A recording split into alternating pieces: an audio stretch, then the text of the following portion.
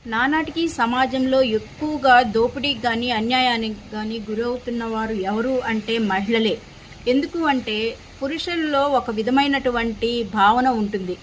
మహిళలు బలహీనులు, శారీరకంగా తమకంటే బలహీనులు కాబట్టి, లేదు ఆమెకి మానసిక పరిపక్వత, మానసికంగా కూడా బలహీనురాలుగా ఉంటుంది, ఆమె యొక్క ఎమోషన్స్ని ఎక్స్ప్రెస్ చేసుకోలేదు, చెప్పుకోలేదు, ఒకవేళ ఎవరికైనా చెప్పినా కూడా ఆమె కంటే మనకి సపోర్ట్ ఎక్కువగా ఉంటారు అన్న ఉద్దేశంతో పురుషులు ఎక్కువగా కూడా ఆడవాళ్ళ మీద డిమాండ్ చేయడం కానీ వాళ్ళ మీద దాడులకు దిగడం కానీ జరుగుతుంది.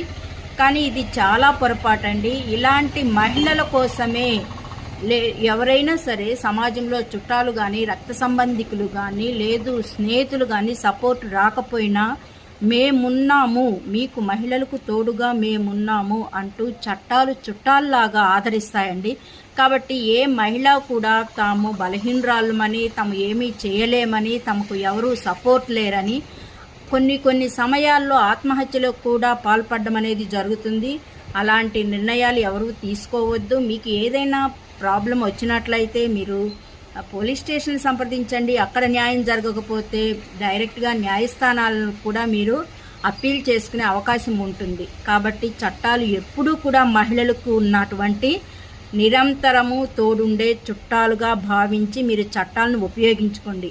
అలా కొన్ని చట్టాల గురించి కూడా మహిళలకు తెలియదు. ఏ చట్టాలు అందుబాటులో ఉన్నాయో ఈ వీడియో ద్వారా, ఈ ఛానల్ ద్వారా మీకు కొన్ని షేర్ చేయాలి అన్నది నా సదుద్దేశం. ఎందుకంటే ఈ అవేర్నెస్ కూడా లేకుండా అయ్యో ఇలా ఏదైనా నా దగ్గరికి కొంతమంది క్లయింట్స్ వచ్చినప్పుడు ఈ సైటేషన్ ఉంది, ఈ పద్ధతి ఉంది, మీరు ఇలా చేయవచ్చు కదా అని అంటే, అవునా మేడం మాకు తెలియదు, మాకెవరూ చెప్పలేదు అని అంటూ ఉంటారు. అంటే చాలా వరకు కూడా వాళ్ళకి అవగాహన లేదు. కొన్ని రాష్ట్రాల్లో కూడా నిజంగా రాజ్యాంగాన్ని కూడా పాఠ్యపుస్తకాల్లో పాఠ్యాంశంగా చేర్చమంటున్నారు.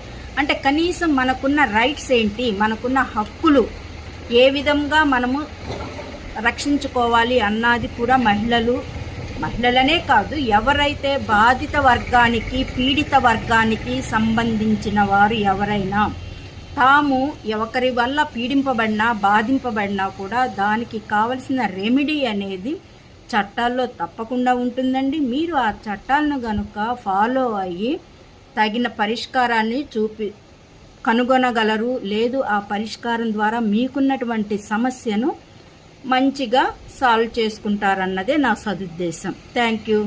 నా ఛానల్ని లైక్ చేయండి, షేర్ చేయండి, సబ్స్క్రైబ్ చేయండి.